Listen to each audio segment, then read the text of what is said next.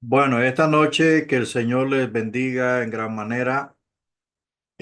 Hoy estamos nuevamente con nuestro curso de los profetas de Israel.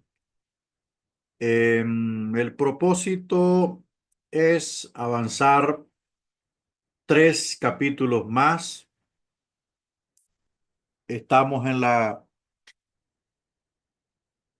diapositiva 53, capítulo 7, falsas profecías en Israel, puntos de vistas erróneos. Usted se puede ir ubicando ahí con su PowerPoint, si lo ha mandado imprimir, ¿verdad? Y si lo tienen digital, pues está todo muy bien. Entonces, vamos a ir ingresando. Las falsas profecías en Israel. Vamos a ver aquí profetas de culto y profetas no de culto. Aquí vamos a ver como una serie de comparaciones, o se establecen unas diferencias para que no haya una confusión. Dice, esta opinión está basada en la creencia de que los profetas verdaderos llegaron a repudiar el sistema sacrificial del santuario. El pueblo las evitase por consiguiente a considerar como falsos a los profetas asociados con tal sistema. Ahí tenemos la cita bíblica de Amós 5:21 al 22. Eh, Conectado a este concepto está la idea de que el sistema ceremonial de Israel se derivaba en gran parte del cananeo, por lo cual lo repudiaban, ya que estas prácticas cananeas rebosaban de inmoralidad, y los profetas querían que el pueblo evitara esto. Bueno, cuando habla de profetas de culto, estamos hablando de profetas que entraban en el sistema de adoración en Israel, el culto al Señor. El problema de esto es que vamos a ver qué dice Amós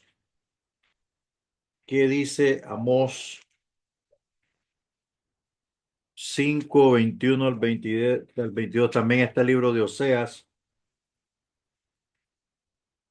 Vamos a ver qué pasaba con estos profetas.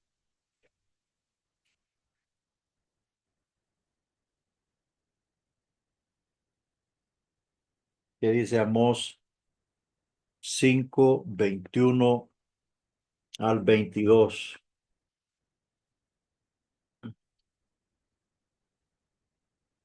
Dice,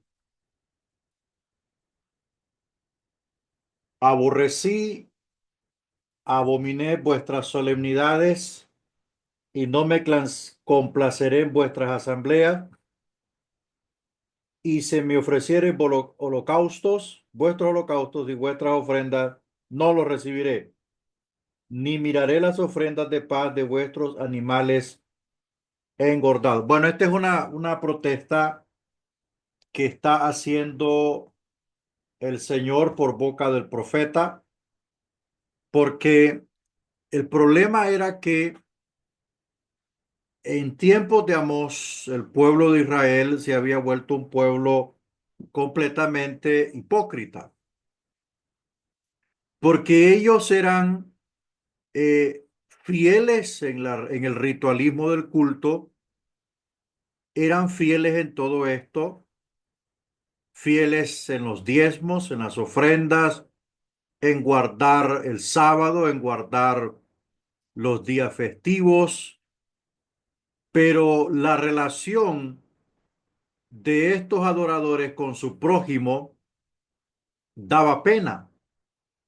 Entonces Dios protesta por boca del profeta de que en vano sirve o en vano es de que al Señor le lleven todas estas cosas si no se está aplicando el espíritu de la ley. Este era el punto. Por eso los profetas protestaron contra este tipo de culto. Protestaron fervientemente contra esto porque el asunto era, y yo quiero que usted comprenda la función del profeta en ese tiempo, que el pueblo podía caer en dos realidades. Una, ser un pueblo que cumpliese la ley en todo lo que ella demandaba, pero al mismo tiempo un pueblo que no aplicaba el espíritu de la ley. Entonces, por un lado se cometía injusticia y hipocresía, y por otro lado estaban adorando a Dios con tremenda devoción, con tremenda am, piadosidad, y eso es lo que Dios abominaba. En todo lo que la palabra, en toda la Biblia, usted va a encontrar que no hay una verdadera adoración si no se practica lo que uno profesa. Ese es el punto. Entonces, por eso los profetas protestaron enormemente. Vamos a ver el texto. No sé si algún hermano ya me tiene por ahí, Oseas capítulo 6, verso 6, porque yo aquí estoy un poquito, tengo bien ocupado el escritorio aquí y no tengo la facilidad. Amén, pastor. Tíremelo ahí, hermano Juan. José 6:6 dice, porque misericordia quiero y no sacrificio, y conocimiento de Dios más que holocaustos. Wow, qué espectacular esta palabra. Porque misericordia quiero más que sacrificio. ¿Y, ¿y qué más dice? O sea, 6, Y conocimiento de Dios más que holocaustos. conocimiento de Dios, conocimiento de Dios más que holocausto. Ese es Oseas capítulo, Oseas capítulo 6. Es increíble, ¿no? Ahora, hay una cosa importante aquí. Yo quiero que nosotros entendamos, hermanos, quiero que entendamos a Dios. Ahora comprende usted por qué era importante y necesaria la presencia de un profeta que defendiera los intereses de Dios. Era importante porque si Dios solamente dejaba la ley a merced de los hombres o a merced del pueblo de Israel, se podía caer en estas dos realidades. Nosotros en el Evangelio también podemos encontrar este tipo de personas. Usted ve en el Evangelio según Juan todo lo que Jesús acusa a los escribas y a los fariseos de que acusaban a todo mundo, volvieron legalista la ley, impusieron muchas cargas a la par de la ley, y ellos eran personas hipócritas que en su momento Jesús les llama sepulcros blanqueados, que por fuera dijo, estáis bonitos, pero por dentro estáis llenos de pudrición. Entonces, lo que el Jesús estaba dando a entender era que los fariseos vivían una vida eminentemente religiosa y cabal, pero para Dios no vivían. Entonces, este es el punto de que por qué los profetas fueron necesarios en todo lo que es, por decir así, toda la dispensación toda la dispensación de la ley. Recuerde que la dispensación, amén, dispensación de la ley abarca desde Moisés hasta la cruz del Calvario. Toda la historia israelita, toda la historia de los reyes, toda la historia de los profetas está enmarcada en este tiempo de la dispensación de la ley. Entonces, era importante la figura de un profeta que fuese enviado por el Señor, que fuese llamado por el Señor y que haya conocido la voz de Dios para llamar la atención del pueblo cuando el pueblo se convertía en un pueblo hipócrita que era fiel con todas las demandas de la ley, pero en la parte toral, que era ponerla en práctica, el pueblo cometía injusticia. Jesús en su momento también lo censuró y lo reprendió al pueblo de Israel y a los líderes religiosos. Entonces, por eso habían profetas que en este sentido abominaban el culto, pero no porque el culto um, no porque el culto fuese malo, sino porque la conducta de los israelitas, la conducta de los israelitas eh, era, era pésima, ¿verdad? Era pésima. Eh, este es un punto de vista totalmente erróneo y poco sostenido por los eruditos. Ahora, hay una cosa importante que sí debemos nosotros plasmar aquí. Los profetas del Señor apoyaban y respaldaban el culto. ¿Por qué? Porque el culto era un orden establecido por Dios. O sea, no porque aparecía un profeta no se debía hacer culto. No, lo que estaba establecido había que hacerlo. O sea, todas las fiestas solemnes, la fiesta de la Pascua, la fiesta de los panes sin levadura, la fiesta de los tabernáculos, la fiesta de las primicias, eh, todos los sacrificios, ¿verdad? El sacrificio de ofrenda de paz, el sacrificio por los pecados que se hacía una vez al año y todo lo que estaba ordenado en el rito y en la ceremonia mosaica, eso era respaldado por los profetas. Pero todos estos cultos, todas estas ceremonias se trastornaban cuando el pueblo de Dios vivía una vida hipócrita, ¿verdad? Inmaculados ante Dios, santitos ante Dios, pero ante el pueblo cometiendo injusticia y agravio.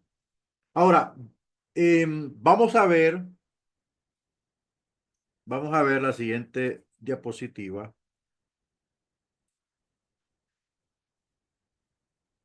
Falsas profecías en Israel, identificación de los falsos profetas. ¿Cuál es la verdadera posición bíblica acerca de quién era un falso profeta y cómo podía saber el pueblo que era falso? Si la Biblia se toma como la autoritativa palabra de Dios, entonces la designación de un grupo de profetas como verdaderos y otro como falsos es correcta. La Biblia nos muestra que la profecía falsa fue un deterioro y corrupción de la verdadera. Ahora hay que considerar por qué los falsos profetas surgieron y por qué desertaron de las filas de los verdaderos. Unos sugieren que aunque la mayoría de los profetas no se vieron envueltos en actividades extáticas, hubo quienes lo hicieron debido a la presión de la influencia cananea. O sea, aquí hay tres cosas. Primero, Dios fue claro cuando habla en Ezequiel y dice de que profeta que hable en nombre de él y que no se cumpla lo que dijo, no lo ha enviado Dios. Habló de su propio pensamiento. Entonces, esa es una forma de identificar a una persona que habla vanidad, ¿verdad? Que habla puras vanidades. Y número dos, los profetas que fueron verdaderos, pero que se desviaron, bueno, se desviaron por razón de que había una presión, había una presión externa, como queriendo decir, bueno, si no entras en trance, tú no eres profeta. Entonces, estas personas que se desvían y toman este camino es porque quieren encontrar popularidad, es porque quieren hallar quien les celebre sus acciones proféticas. Entonces, aquí es donde la palabra del Señor entra en juego. ¿Por qué? Primero, porque la palabra ilumina. Segundo, escuche bien, segundo, la palabra da conocimiento y no conocimiento de hombres, sino conocimiento de Dios. Y aquí viene lo más importante. La palabra da sabiduría. Un pueblo enseñado, escuche bien, un pueblo enseñado jamás se creerá el cuento de un falso profeta, porque no sabemos el día de mañana nuestros púlpitos se pare un predicador y ese predicador empiece a profetizar puras vanidades. Entonces, un pueblo que es enseñado no se va a mover para nada, pero un pueblo, hermano, que no conoce la palabra de Dios va a tener serios problemas. ¿Por qué? Porque puede caer en el engaño. Una persona que es enseñada discierne lo que oye, escudriña lo que oye, no corre de primas a primera, sino que todo lo juzga a la luz de la palabra. Entonces, eso es muy importante conocerlo. Seguimos identificando los profetas. Otra sugerencia es que algunos profetas ambicionando alta posición, lo que estábamos hablando, una reputación, ventajas económicas, se dedicaron a fomentar los antojos del pueblo y en especial el de los reyes, llegando así a perder su dedicación a la verdadera palabra de Dios. Aquí hay algo bien triste. Una persona que profetiza o que predica la palabra de Dios no puede acomodar esta palabra a nadie. No la puede acomodar a nadie, ni por todo el oro del mundo, ¿verdad? Ni por todo el oro del mundo. ¿Por qué? Porque desde el momento que compromete la palabra, acomoda la palabra, entonces ya no se vuelve un siervo de Dios, sino que se vuelve un siervo de los hombres. Y esto fue lo que pasó con muchos profetas en aquel tiempo. Usted ve los profetas que comían de la mesa de Jezabel, pero eso no es nada. Los profetas en tiempos de Jeremías, todos aquellos profetas que profetizaban a favor del rey en ese entonces, los profetas que profetizaban a favor de Acab también. Entonces, estas personas lo que hicieron fue venderse y desde ese momento no son verdaderos profetas, sino que son falsos profetas. Aunque el típico profeta de Israel ciertamente no era un extático, pudo ser que unos pocos aspirantes a profetas fueran influidos por la moda de Canaán entregándose a la práctica del éxtasis. Estos sabían que los verdaderos profetas habían recibido revelaciones divinas y mediante una clase de autoestimulación. Bueno, el argumento que se está tratando aquí es que muchas personas creían que a través de alguna autoestimulación, a través de quedar como hipnotizados, qué sé yo, allí es donde se recibía la revelación. Esto es una práctica equivocada y errónea que procedía del culto cananeo, ¿verdad? De las prácticas de los cananeos, de los espiritistas y todo eso, y la trasladaron al profetismo. Y decían que todo profeta que entraba en trance era profeta. Y que en ese momento, en ese espacio del trance, de la desconexión de los sentidos sensoriales, allí recibía la revelación. Todos hemos visto a través de la palabra de Dios que Dios habló de la forma que Él quiso. Y todas las veces que los profetas escriben y vino palabra de Jehová, y vino esto, usted puede ver, usted puede leer a Ezequiel, puede leer a Isaías, puede leer a Jeremías, usted va a ver que en todo momento los profetas en un 90% estaban conscientes, no estaban en trance, no estaban con los ojos para atrás, no estaban en ningún hipnotismo. Dios habló conscientemente a ellos. Entonces, esto hace la gran diferencia entre un falso profeta y un verdadero profeta. Lo que se mueve en el falso profeta son espíritus de demonios. Y eso tenemos que tener mucho cuidado. Primero porque estas personas no tienen fruto. Estas personas no tienen testimonio. Y segundo, el espíritu de ellos no cuadra con el espíritu nuestro. ¿Por qué? Porque el espíritu de Dios que está en usted no va a compaginar nunca con el espíritu de Satanás, que es el engaño y el error. Bueno, seguimos identificando a estos personajes. La causa básica de la falsa profecía era el pecado y la rebeldía que quienes estaban implicados en ella. La historia nos ha mostrado siempre personas que pretendían ser auténticos proclamadores de la palabra de Dios, pero no lo eran. Eran falsos ya que no tenían la verdad por mucho que declaraban tenerla. Miqueas, que ocupó un puesto relevante en la historia de la verdadera profecía y de la falsa, ha sido a menudo el primero que surgió como verdadero profeta frente a los falsos, ¿verdad? Entonces ahí están los 400 profetas de Acab.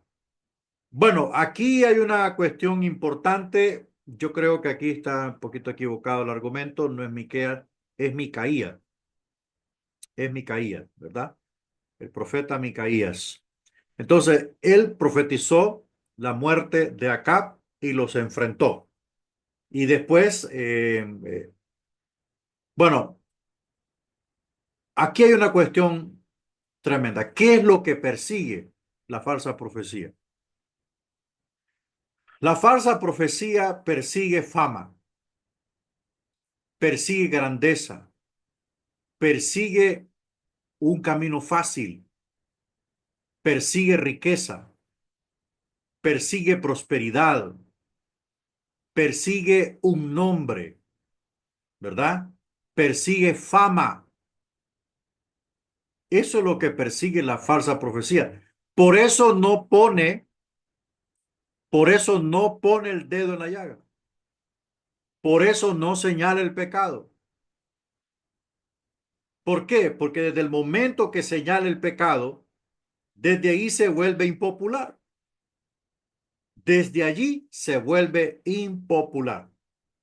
Entonces, la falsa profecía es fácil de distinguirla y hay que tener mucho cuidado porque cada día se perfecciona más y tiene olor y sabor a cristianismo, pero hay que medir esta cosa a través de los frutos. Y si no se cumple lo que hablan, entonces hay que cerrar los oídos. Entonces, aquí el ejemplo que vemos acá eh, es que Micaías enfrentó al rey Acab porque Josafat le pide a él que buscaran un verdadero profeta de Dios que les dijera si era correcto subir a la batalla contra Ramot de Galat.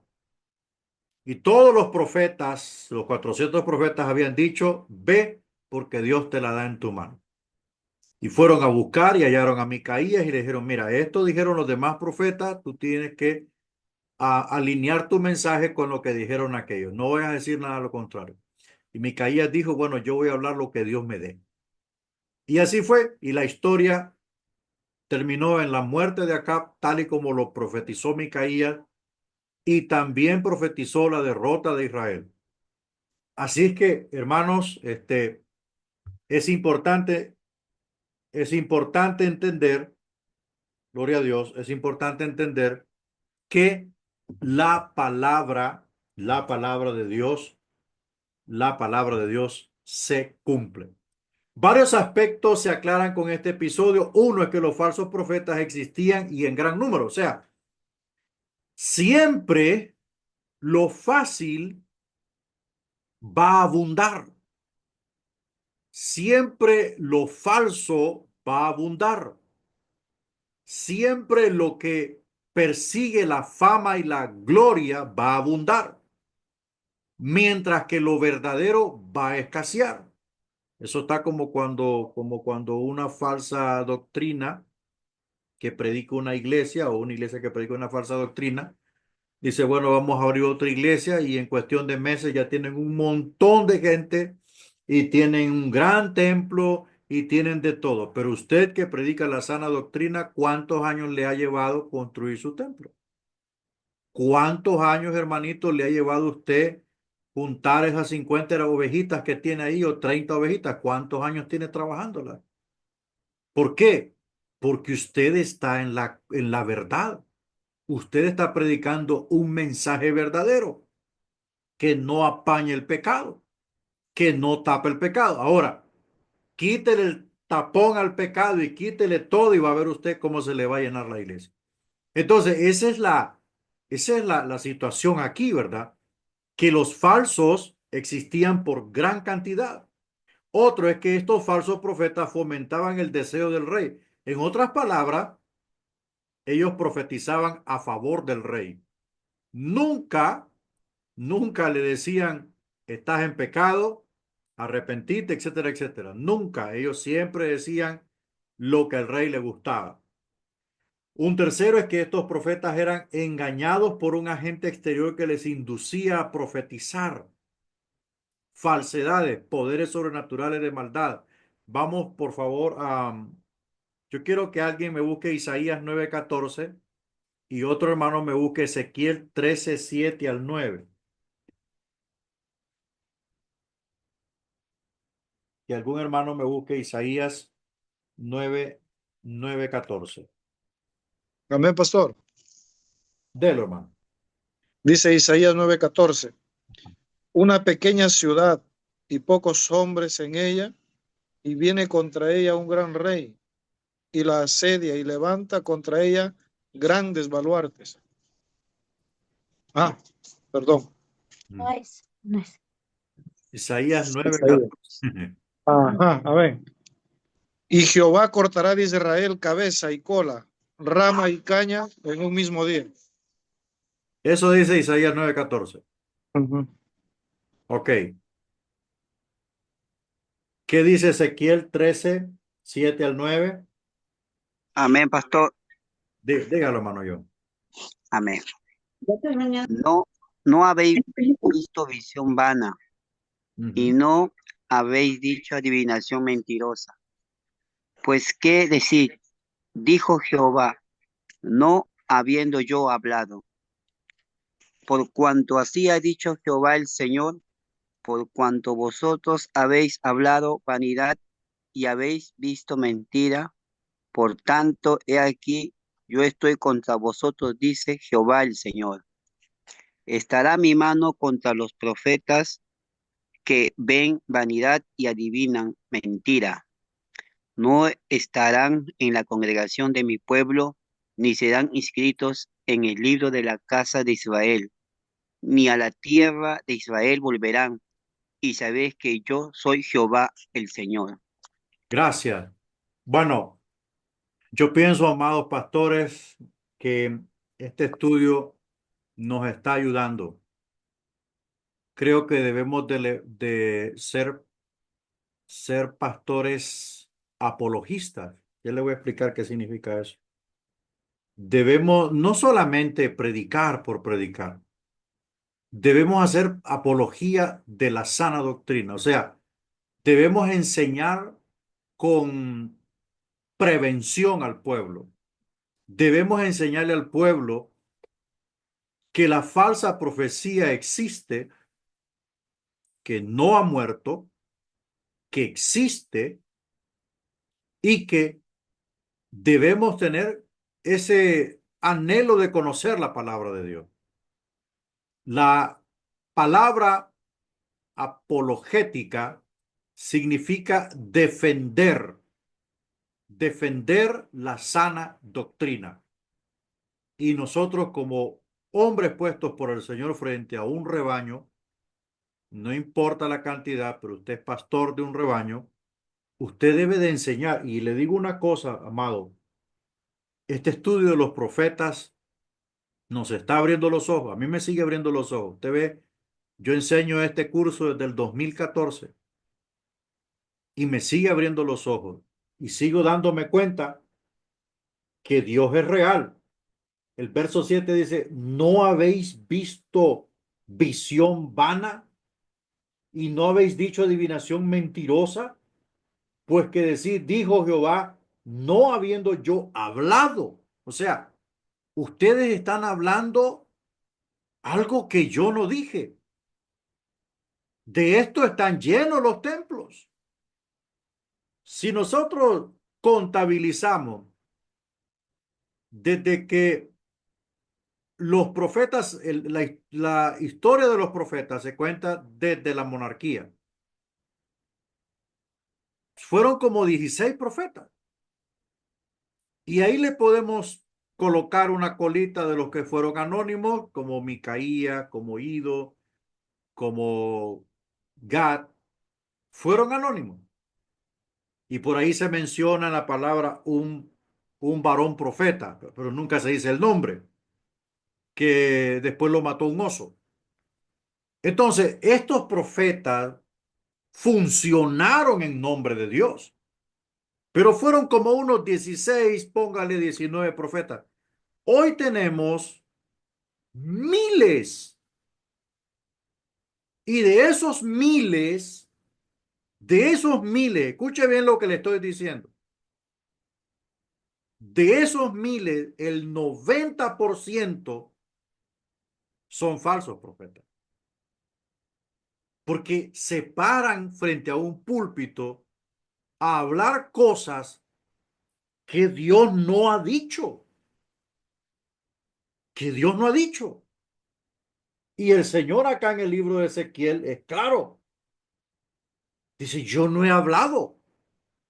El verso 8 dice, por tanto así ha dicho Jehová el Señor, por cuanto vosotros habéis hablado vanidad y habéis visto mentira.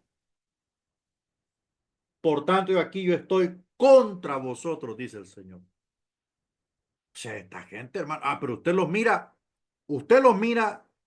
esta gente andan con lo mejor, los mejores carros, se ponen la mejor ropa, los mejores, todo lo mejor. Y usted con gran esfuerzo, a duras penas tiene su motito, o se ha logrado tener su carrito, pero con gran sacrificio, pagando un precio alto.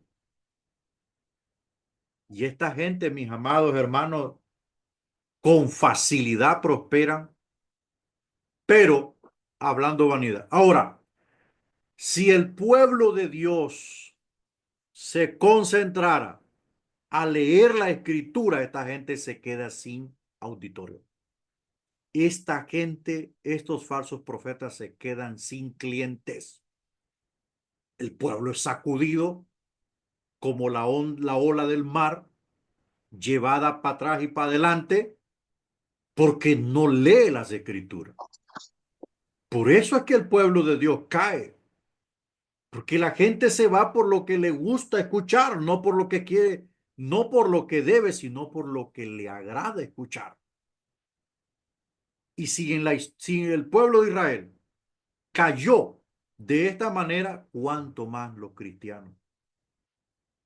Escuche bien, ¿cuánto más los cristianos que tienen falsos predicadores en todas las redes sociales, en todos los canales? O sea, si se va a un canal de televisión, ahí hay uno. Si se va a la red fulana de tal, ahí está otro. Y si lo sigue a muchos en TikTok, ahí tiene un montón de voces que están hablando cosas que Dios no habló y viven una vida mundana. Seguimos identificando los falsos profetas. El episodio referido también revela puntos acerca de los verdaderos profetas. Uno es que estos eran muy escasos en Israel en el tiempo de Acab. Claro, claro. Josafat preguntó, ¿no hay un profeta de Dios que podamos consultar? Pues no había. ¿Y cómo? Si la mujer de Acab los había matado a todos. La mujer de Acab los había matado. Entonces, los verdaderos hombres de Dios son escasos. Los verdaderos profetas del Señor eran escasos. Y hoy le puedo decir, los verdaderos hombres de Dios son escasos. ¿Por qué? Pues porque su punto principal es cumplir la voluntad de Dios, es defender lo de Dios, es sentir lo que Dios siente, amar lo que Dios ama y aborrecer lo que Dios aborrece. Por eso no recibieron, los judíos no recibieron el mensaje de Juan Bautista. No lo recibieron, especialmente la élite hipócrita religiosa de aquel tiempo. Los verdaderos profetas fueron escasos. Pero vaya usted a ver hoy en la actualidad, hay miles y todos hablando vanidades, cosas de la carne, pues, cosas de las emociones, cosas de los deseos del corazón humano. Esas son vanidades. Como yo le dije al principio de este curso, cuando Dios habla una cosa puntual, no habla cualquier vanidad. Dios no va a hablar porque se le antoje. Dios no va a hablar cosa que no tiene sentido. Dios es muy serio, muy perfecto. Es fuego que consume.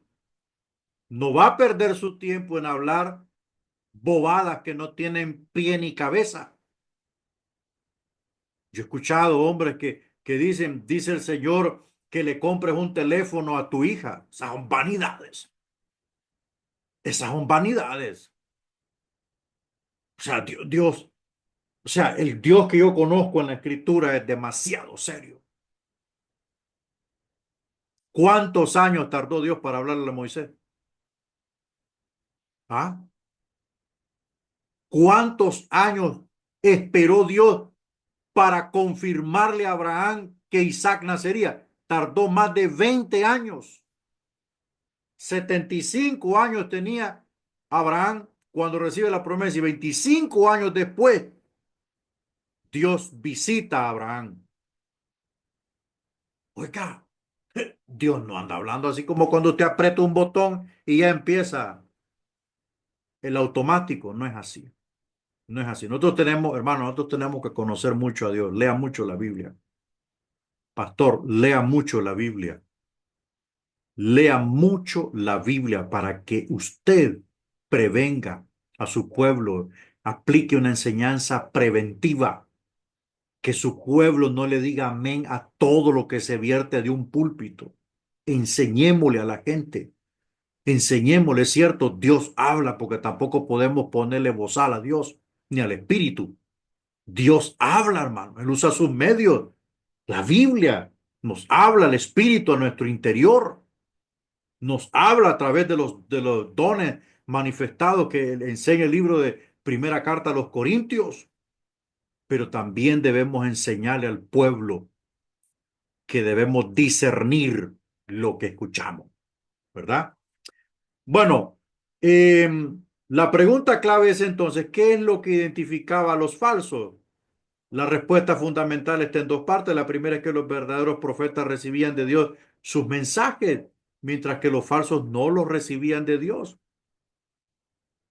Entonces, ¿de quién los recibían? Como dice la Biblia, pues de los demonios. Aquí la cuestión no era si un profeta pensaba haber oído a Dios, sino en realidad había recibido una comunicación especial de Dios. Los profetas verdaderos habían recibido tal comunicación y por tanto tenían un mensaje de origen divino, mientras que los falsos no disponían de tales señales de autenticidad. Esta es una expresión muy puntual. El mensaje del profeta iba acompañado de señales auténticas de Dios. Estudiamos lo de los simbolismos proféticos. Los simbolismos proféticos era una cuestión muy importante que garantizaba dos cosas. Uno, que el mensaje venía de Dios, y dos, que se iba a cumplir. Que se iba a cumplir. Esos actos proféticos, simbolismos proféticos. Todo eso, como cuando, por ejemplo, el profeta quedó mudo. O sea, eso es una cuestión. O sea, Dios siempre acompañó a su palabra de una señal para salvaguardar la identidad del profeta y para demostrarle a Israel que él era quien estaba hablando, no era el profeta. Estas señales de autenticidad desnudaban a los falsos profetas. Y la demostración quedó clara cuando Elías confrontó a los profetas de Baal. La segunda parte es que los verdaderos profetas tenían un llamamiento especial de Dios para su ministerio, mientras que los falsos no lo tenían. Jeremías asegura había sido destinado y llamado por Dios desde antes de nacer, como dice Jeremías 1:5, que Dios le dijo que antes que se formara en el vientre de su madre lo conoció, ¿verdad? Lo conoció. Y cuando dice te conocí, es que Dios, antes de que Jeremías fuera fecundado en el vientre de su madre, Dios ya sabía quién era Jeremías. Pero respecto a los falsos profetas, los describe como no enviados por Dios. Aunque las dos señales antes dichas eran fundamentales para distinguir a los verdaderos profetas de los falsos, ninguna de las dos podía ser examinada por el pueblo, ya que tanto los profetas verdaderos como los falsos se atribuían la representación del Dios verdadero, y tanto los unos como los otros afirmaban haber sido llamados por Dios. De este modo quedaba a merced del pueblo discernir quién era verídico. Esto significaba que el pueblo necesitaba ciertas señales objetivas por las cuales se pudiera dirigir. El libro de Ezequiel lo dice claramente. Cuando Dios hablaba, su palabra se cumplía. Y los falsos profetas, por mucho que acomodaran su mensaje, no se podía cumplir. ¿Por qué? Porque no había origen divino. Vamos a ver las señales distintivas en la profecía de Israel, o en las falsas profecías que se daban en Israel. Uno, el empleo de la adivinación. Esta era una señal clara si el profeta usaba o no la adivinación. Si la usaba claramente, indicaba ser falso. Si no la usaba, había probabilidades que fuese verdadero.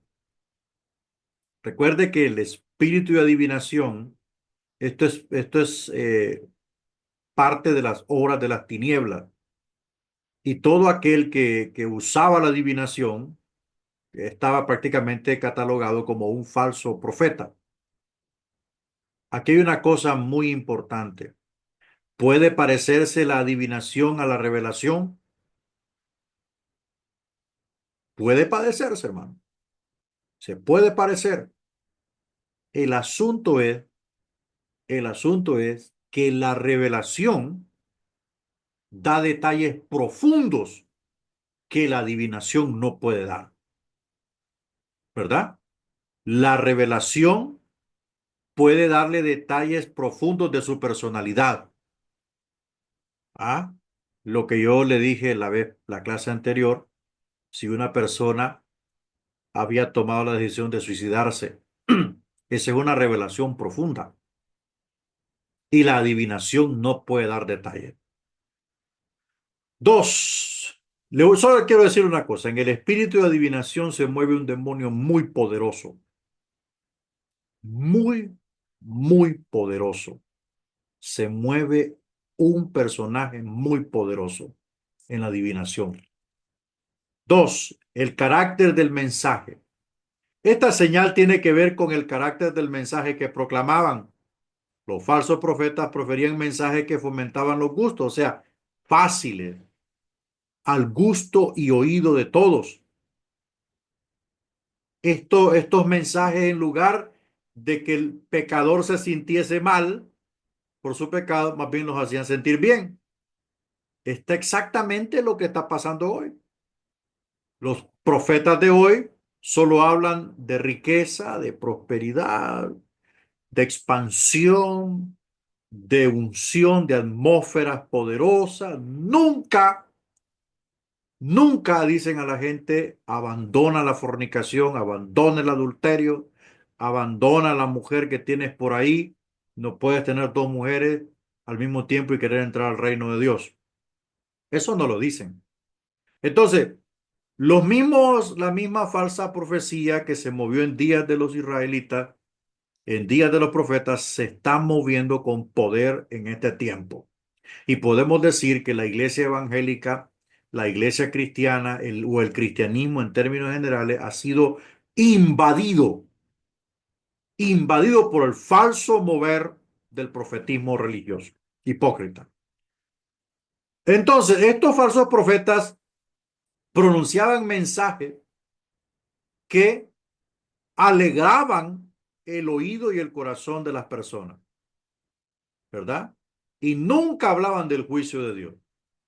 Como aprendimos en los profetas en el Antiguo Testamento, en el curso del Antiguo Testamento, habían dos cosas que los profetas mencionaban siempre: el juicio de Dios y la venida del Mesías. Y estos profetas en ese tiempo, enfáticamente, estos falsos profetas nunca hablaron del juicio de Dios. Tres, el carácter del profeta. Para mí esta es la parte más importante. No solo era importante el carácter del profeta, sino su propio carácter personal. Los verdaderos profetas hacían acusaciones contra los falsos, acusándolos de engañadores o de engaños, mentiras, borracheras, pretensiones de ser lo que no eran y de hablar de parte de Dios cuando Él no los había enviado. O sea, el carácter, la personalidad del profeta. ¿Cómo debe de ser entonces la personalidad de un profeta? Debe de ser en primer lugar un hombre santo. Dos, un hombre con firmeza. Tres, un hombre con testimonio, ¿verdad? Cuatro, un hombre con una identidad marcada. No es de doble ánimo. No es que hoy amanece ungido y mañana amanece descarriado. Una personalidad, una identidad definida. Y podemos añadirle un otro más, no compromete el mensaje de Dios. Entonces, los falsos profetas no tenían fruto. Eran mentirosos, tenían doble discurso, doble personalidad. Ese es el asunto. Miqueas se refiere a estos como falsos profetas que declaraban cosas agradables a quienes les pagaban, pero no a los que no les daban de comer. A los que les pagaban la profecía les declaraban de todo, y a los que no les daban de comer los declaraban muertos prácticamente. Entonces, esa es la situación. Seguimos avanzando aquí. Otra señal: la disposición de afrontar dificultades. La disposición del profeta a sufrir y negarse a sí mismo por causa de su mensaje, incluyendo la pérdida de su propia vida, con esto mostraba su sinceridad y el grado de su compromiso. Los falsos profetas no estaban dispuestos a esto, pues anhelaban una vida cómoda. El verdadero profeta estaba dispuesto a morir por el mensaje que predicaba. Y el falso profeta no, hermano, el falso profeta no decían: mejor aquí corrió que aquí murió. O sea, no estaban dispuestos a sufrir porque su negocio era el falso mensaje. Y los profetas verdaderos hablaban lo que Dios hablaba. Lo que Dios les daba, eso hablaban. Aunque ese mensaje fuera de confrontación, aún para el mismo rey. Quinto, armonía del mensaje. El mensaje de un profeta verdadero estaba en consonancia con la ley de Dios y con los mensajes que otros profetas verdaderos estaban proclamando. O sea, no es que el profeta buscaba alinearse con el mensaje de otros, especialmente si eran contemporáneos. No, el asunto está aquí, que el que inspira la profecía es el Espíritu Santo. Entonces, ¿qué sucede? Él es la mente maestra y brillante de toda la profecía. Entonces, él se encargaba de en ciertas ocasiones alinear la profecía de los profetas para que el pueblo entendiera que era el Señor el que estaba hablando, ¿verdad? Y la profecía siempre estaba en consonancia con la ley de Dios.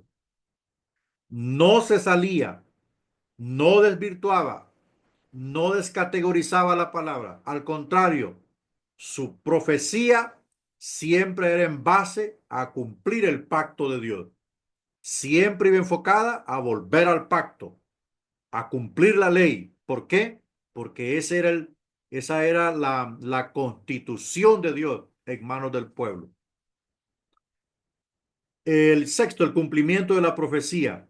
Esta señal era aplicable en ciertos casos dependiendo si el profeta predecía sucesos futuros. Solo una parte pequeña tenía que ver con la predicción y cuando se daba era señal importante en base si se cumplía o no lo que el profeta había dicho. O sea, si el mensaje que iba a dar el profeta implicaba una predicción futurista, futuro inmediato o futuro cercano y futuro lejano. Entonces, si era para futuro cercano, todo el mundo estaba en expectativa si se iba a cumplir. Si esta palabra se cumplía, entonces este hombre era tenido como un profeta de Dios. Y si no se cumplía, pues la gente moría esperando el cumplimiento de esa palabra, pero las generaciones venideras siempre verificaban esto, por eso se dejaba un registro, ¿verdad? Por eso se escribía un libro, para que cuando las generaciones futuras que iban a ver el cumplimiento de esa profecía, como fue la profecía de Joel, entonces ahí daban gloria a Dios, ¿verdad? Gloria a Dios. Bueno, autenticidad por medio de milagros, esta también era limitada en su aplicación. No todos los profetas hacían milagros, pero aquí tenemos algunos: Moisés, Josué, Samuel, Elías y Eliseo. Aquí hay una importante, la número 8, discernimiento espiritual. Esta última señal está dirigida a las personas que recibían a los profetas. Las personas que eran espirituales y que conocían a Dios y su verdad estaban mejor capacitadas para discernir entre, entre el falso y el verdadero profeta de Dios. Si esto es verdad en tiempos del Nuevo Testamento, hubo de serlo así también en el Antiguo, pues el pueblo de aquellos tiempos necesitaba capacidad para discernir, lo mismo que lo necesitan las personas de hoy. O sea, esto es importante, el discernimiento espiritual. Pero ¿cómo obtengo el discernimiento espiritual yo? ¿A través de un ayuno? ¿A través de un retiro? No, solo a través del equipamiento con la palabra. Solo a través del equipamiento con la palabra y de mucha oración. Allí se obtiene discernimiento espiritual, ¿verdad? Para poder comprender lo que está frente a nosotros. Vamos a entrar aquí al capítulo 8, una vista panorámica. No sé si alguien tiene alguna pregunta, ¿verdad?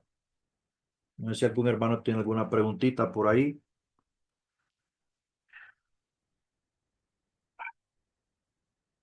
Capítulo 8, una vista panorámica. Esto es como una generalidad de lo que hemos visto.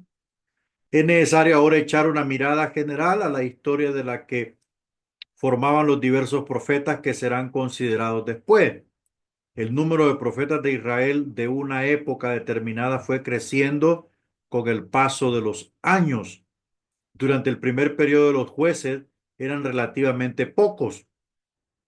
Entre los días de Samuel y de los días de los profetas escritores hubieron más, ¿verdad? Hubieron más.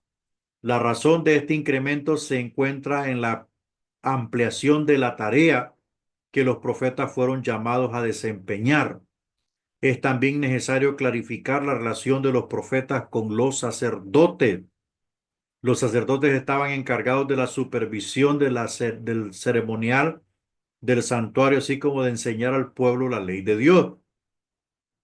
Los profetas, por su parte, edificaban sobre dicha información y se dirigían al corazón del pueblo, urgiéndole a obedecer lo que se les había enseñado.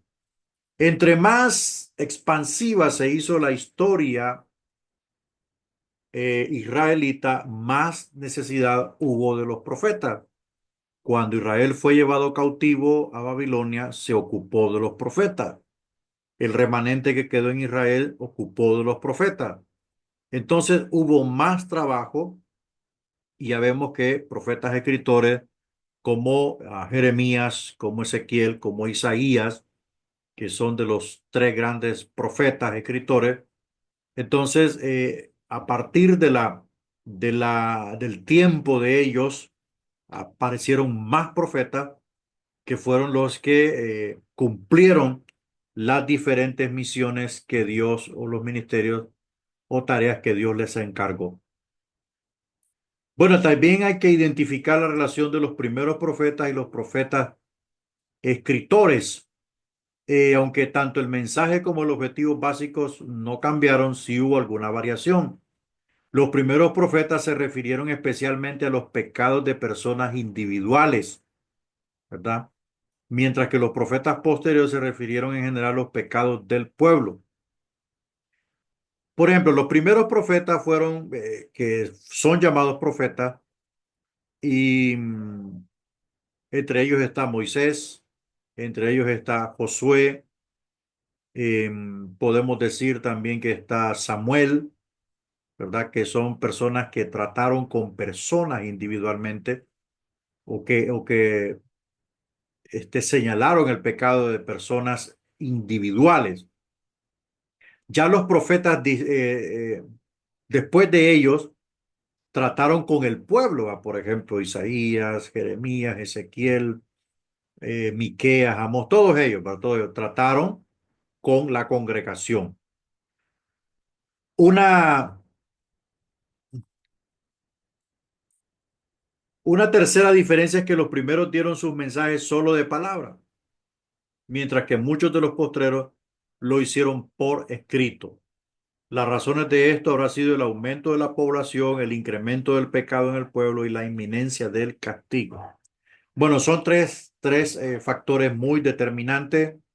El aumento de la población, un auditorio más grande, el incremento del pecado, o sea que el pueblo siempre tuvo la tendencia a pecar. Siempre un remanente pequeño se guardaba para Dios, pero la mayoría se descarriaba. Y la inminencia del castigo, pienso que era el factor más descollante en esto, porque no era fácil ser portador de malas noticias para el pueblo. No era fácil, pero era palabra. Entramos al capítulo 9, los profetas anteriores a la monarquía. Aquí vamos a ir viendo un poquito rapidito acá. Por ejemplo, los profetas anteriores a la monarquía. La información acerca de los primeros profetas no escritores se encuentra primordialmente en los libros históricos del Antiguo Testamento. Aquí están, mire, Moisés, María, Josué, Débora, un profeta anónimo del tiempo de Gedeón, Samuel y una compañía de profetas discípulos de Samuel. ¿Verdad? Este es el grupo de los profetas anteriores a la era de la monarquía. ¿Qué es la monarquía? Es cuando empezó el reinado en la casa de Israel, ¿verdad? Cuyo primer rey fue Saúl. En este capítulo trataremos tres de ellos. Vamos a ver a María, Débora y el profeta anónimo. Bueno, vamos a ir avanzando acá. Uno de los factores que aseguraban a Israel las bendiciones divinas fue que Dios proveyó a las tribus de un gobierno verdaderamente teocrático. ¿Qué es un gobierno teocrático? Es el gobierno de Dios. Eso es un gobierno teocrático. Gobierno de Dios. Gobierno de Dios. Donde Dios era el rey, ¿verdad? Aquí está. Dios era el rey. Dios había dado su ley a Moisés de forma que el pueblo tuviera su constitución y había instituido el sacerdocio para instituir al pueblo en dicha ley. Entonces, el sacerdocio es instituido por dos cosas. Uno, para ser el grupo ordenado por Dios y estos a su vez ministrar el culto a Dios. Y segundo, ellos eran designados para enseñar la ley de Dios al pueblo. Enseñar la ley de Dios al pueblo. Sin embargo, conforme el periodo después de la entrada a Canaán fue avanzando, ese estupendo potencial de bendiciones nunca llegó a convertirse en una realidad. La razón de este calamitoso proceso fue que el pueblo no observó la única condición que Dios les había puesto. No guardaron los mandamientos de Jehová. No guardaron los mandamientos de Jehová. O sea, hay algo que nosotros tenemos que entender, y es que eh, el éxito en la vida cristiana lo vamos a alcanzar de acuerdo a las directrices de Dios, no de acuerdo a mis pensamientos o a lo que yo creo. Es a lo que Dios estableció. Por eso Israel nunca llegó a ser lo que Dios quería, porque toda la vida, persiguió su propio interés. Una de las medidas que Dios tomó para contrarrestar este hundimiento en el pecado fue el establecimiento de los jueces, a fin de que estos sirvieran de intermediarios temporales entre él y el pueblo.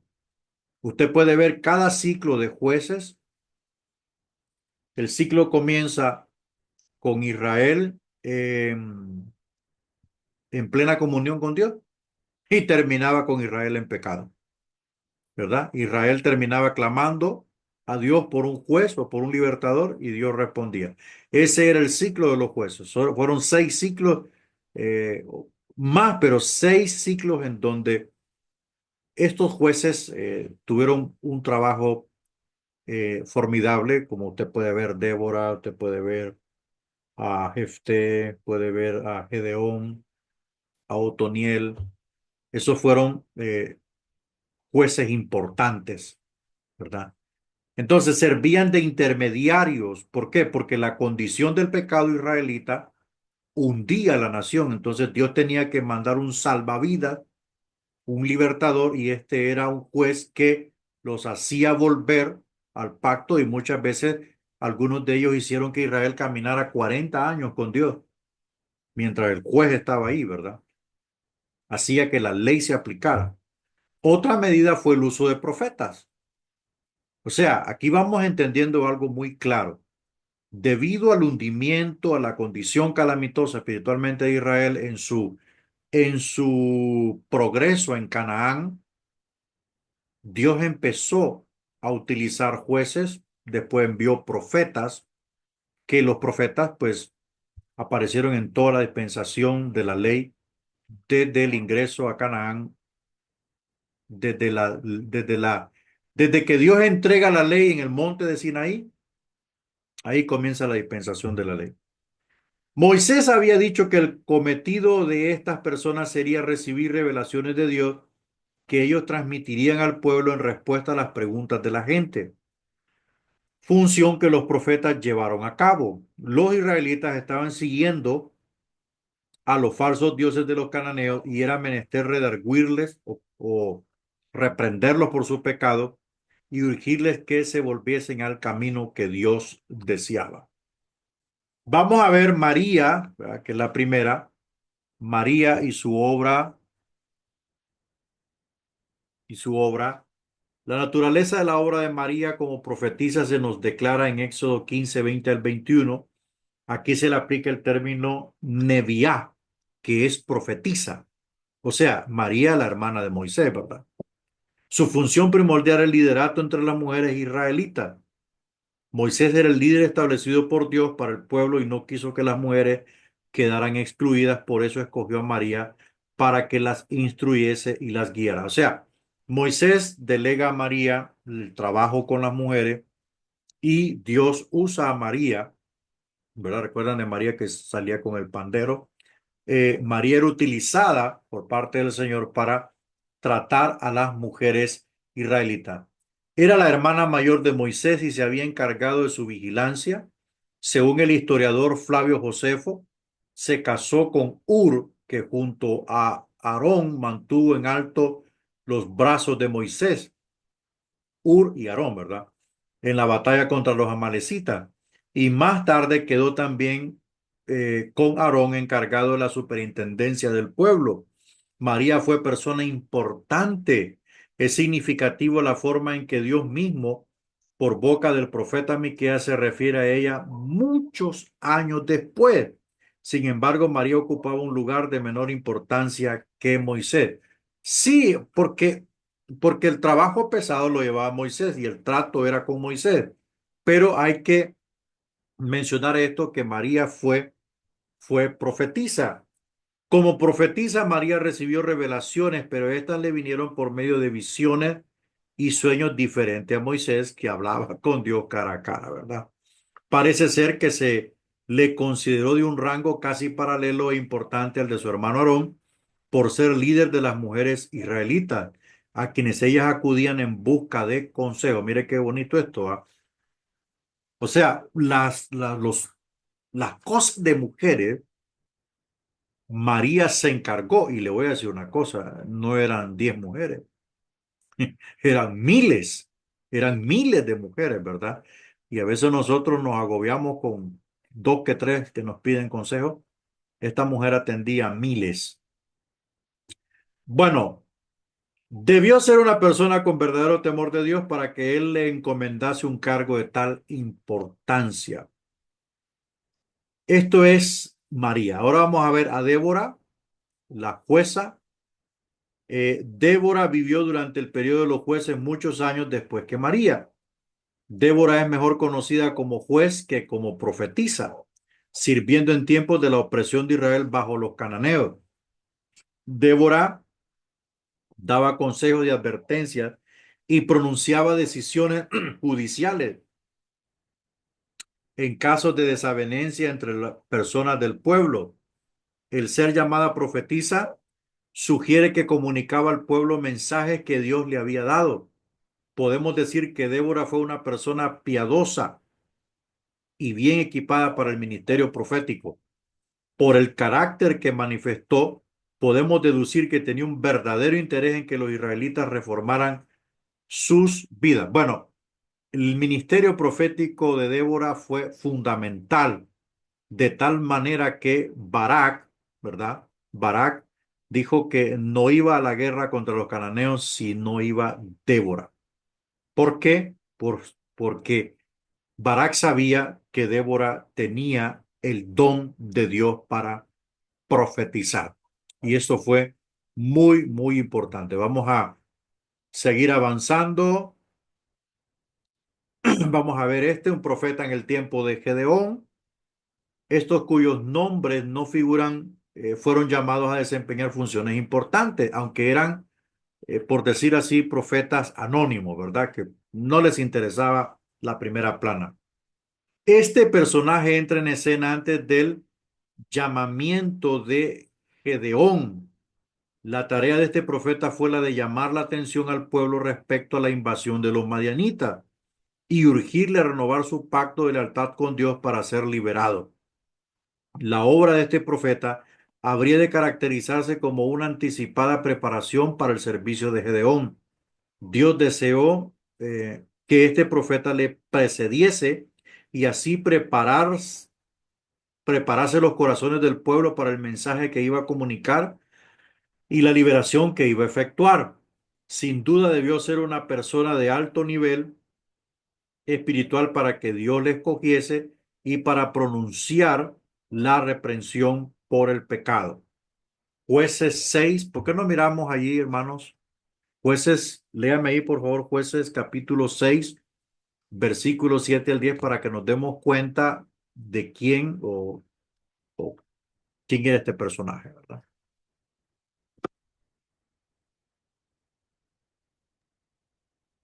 Amén. Sí, hermana, léalo, por favor. Jueces 6, ¿no? Amén, pastor. Jueces 6, del 7 al 10. Ya. Y cuando los hijos de Israel clamaron a Jehová a causa de los madianitas, Jehová envió a los hijos de Israel un varón profeta, el cual les dijo: Así ha dicho Jehová, Dios de Israel: Yo os hice salir de Egipto y os saqué de la casa de servidumbre. Os libré de mano de los egipcios y de mano de todos los que os afligieron, a las cuales eché de delante de vosotros, y os di su tierra.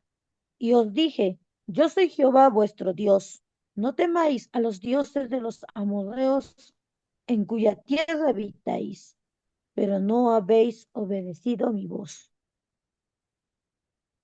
Ok, gracias.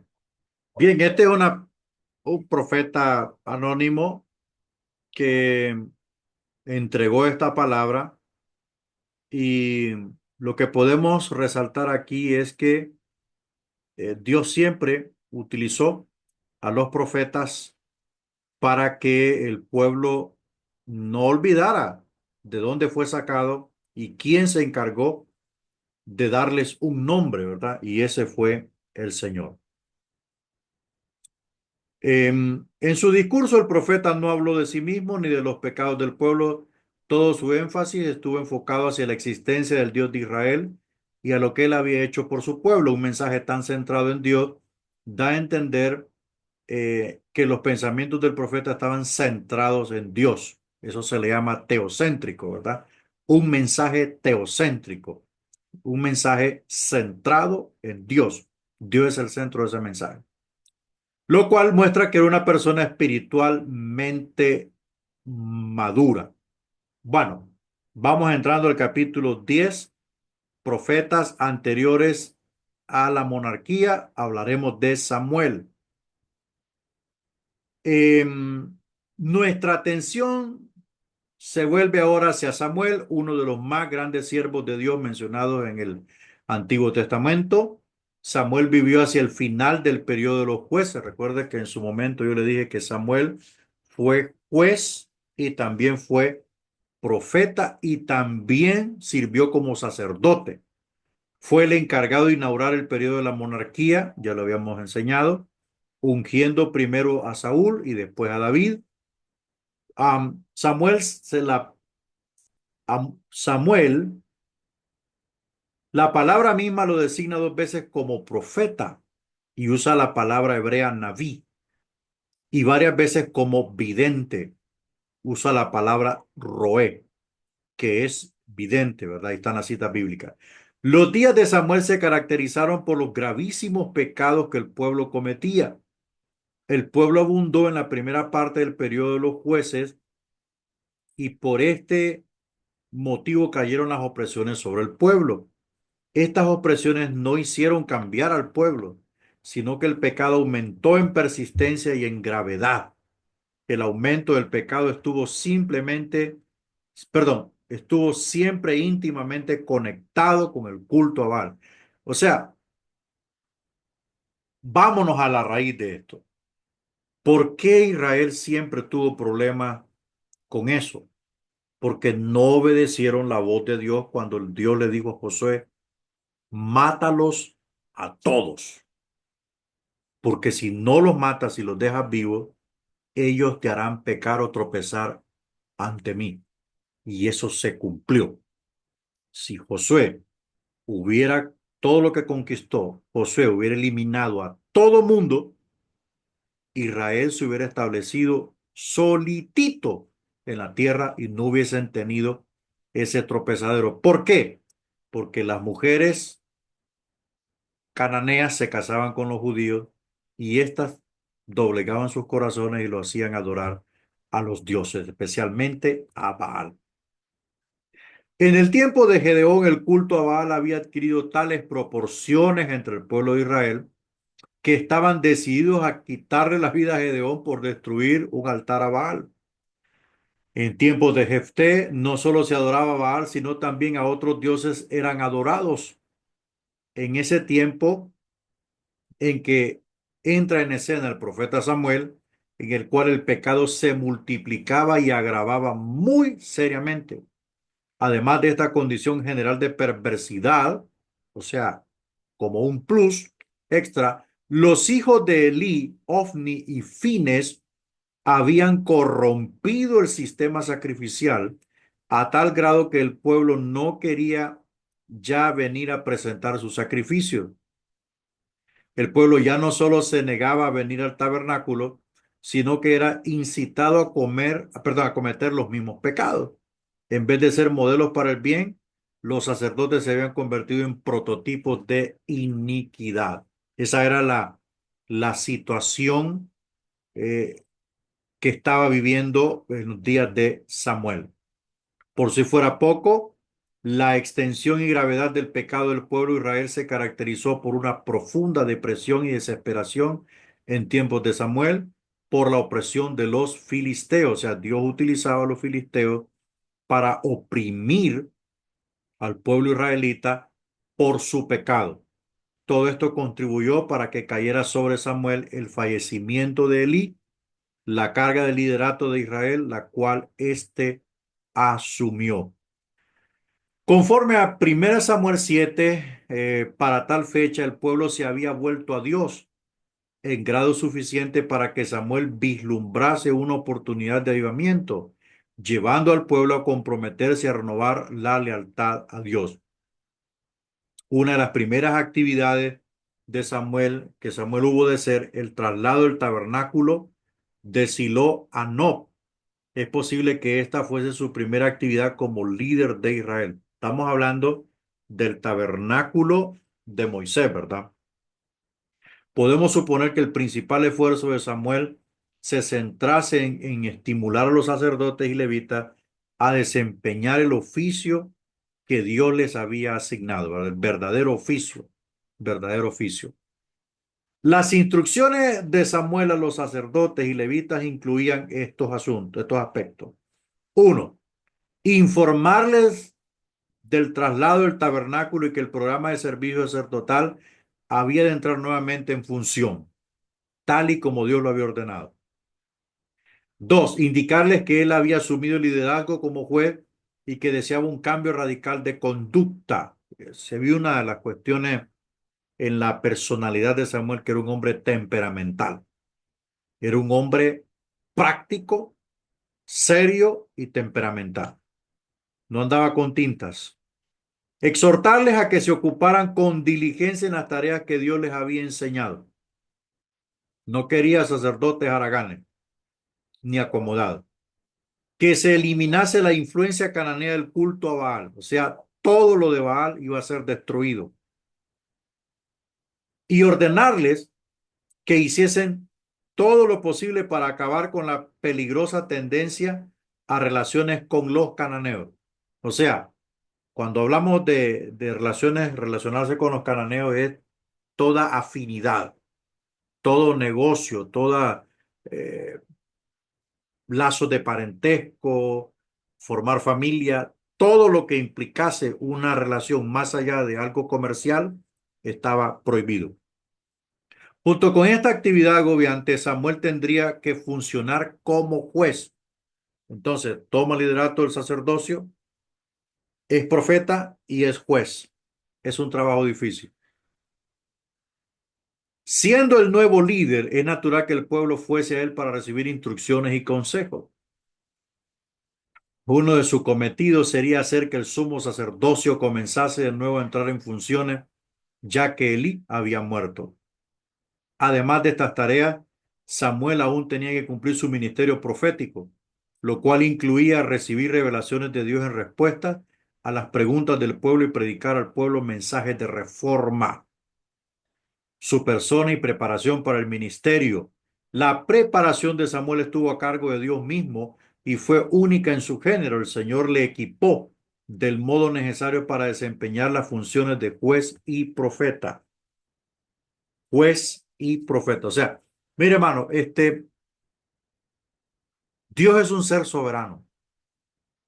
Llama a quien Él quiere, se revela a quien Él quiere y le da los ministerios a quien Él quiere, 1, 2, 3, 4, los que sean. Ese es Dios.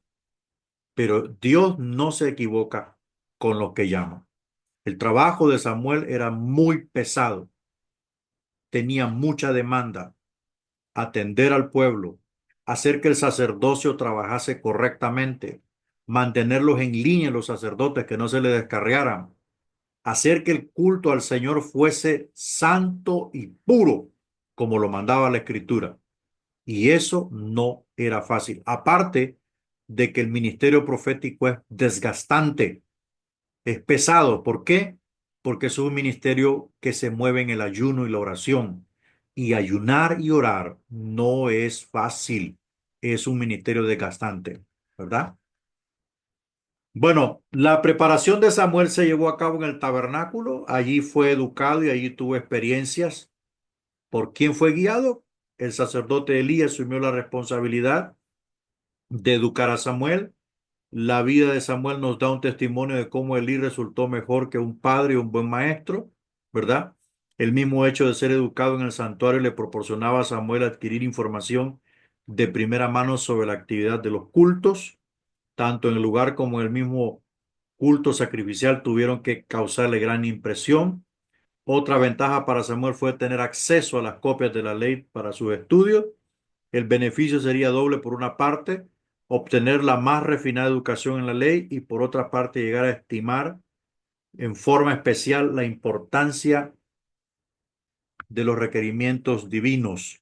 Última diapositiva. Otras características de Samuel incluían su elevada estatura espiritual, la cual le siguió en toda su obra. No es fácil alcanzar una estatura espiritual. No es fácil alcanzar un grado de madurez, un carácter maduro, no es fácil. Eh, Su notable capacidad para el liderazgo tampoco es fácil, es un don y poder de persuasión, lo cual hacía al pueblo escuchar con respeto su mensaje. Además de esto, Samuel presentaba fuerza y dominio, obediencia, valentía y perseverancia y duro trabajo. Samuel fue el hombre designado por Dios para la necesidad de aquella hora, por lo cual se debe otorgar uno de los lugares más elevados en la historia sagrada. Estoy de acuerdo. Entre otras cosas, se muestra a Samuel como el que haya empezado una escuela de profetas o compañía de profetas, de la cual él llegó a ser líder y maestro, similar a la que se dan en el tiempo de Elías y Eliseo posteriormente. Bueno, allí terminamos, hermanos, nuestro contenido. Ahí terminamos nuestro contenido de hoy. Si usted tiene alguna preguntita o si está todo bien, pues no hay problema. El lunes hablábamos de los cuestionarios. Hoy vimos 3 capítulos. Entonces, usted saque un cuestionario. Siempre, nunca olvide ponerle los títulos, ¿va? Cuestionario de los capítulos tal al tal, para que no nos confundamos, ¿verdad? Y así, pues, usted vaya enviando las tareas. Creo que son 21 capítulos. Creo que son 21 capítulos. Llevamos 9, nos faltan 12, ¿verdad? Entonces prácticamente son 4 visitas más. 4 visitas, tenemos 12 capítulos y terminaríamos el curso de profetas de Israel. Bueno, si no hay preguntas, hermanos, entonces vamos a despedirnos para procesar la grabación y luego subirla. Que Dios les bendiga a todos. Nos vemos el lunes con la ayuda de Dios.